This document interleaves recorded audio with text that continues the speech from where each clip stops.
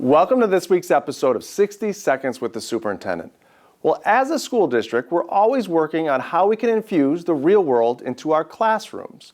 And one of the ways we do that is through problem or project-based learning. Earlier this summer, we trained a large number of teachers in this strategy.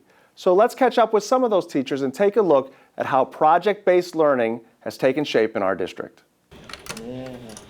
So project-based learning, or PBL, is a way to engage students in problem solving using real-world learning. So we had over 30 staff members this summer that took a 3-day training at our high school to learn about project-based learning and how to implement it into the classrooms.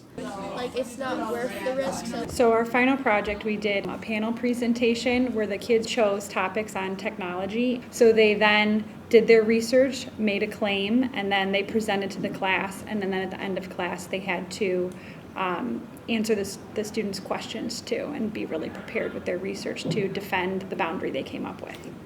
In our project, we brought in volunteers, and the students had to pitch their claim to the volunteers. So they had to communicate in a way that wasn't just talking to their class or talking to us.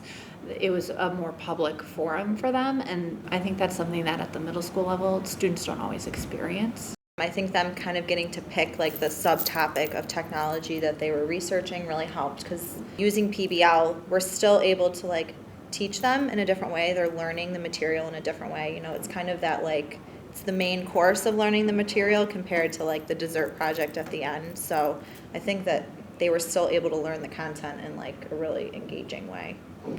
We served lunch at the Rotary Christmas Luncheon to the seniors, and it was a great experience for community service and service learning for the kids, and we thought maybe it'd be an opportunity for them to make Christmas presents for the seniors. We went over to Polaris and worked with their building trades program and their construction trades program, and we ended up making over 200 American flags for the senior citizens.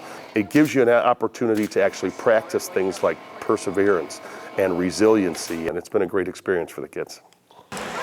So in CPE, we did our Pinewood Derby cars, where we had the kids build a basic Pinewood Derby car, and then we gave them the challenge of how could you make this car go faster. And so they had to take their car and make some kind of modification to it and then race it again. We had them do calculations, we had them create a digital poster to share their research and their findings, and it was just a really cool way for them to show their creativity in their car, their knowledge of the forces of motion, and then also tie in that whole project-based learning where they solved that problem.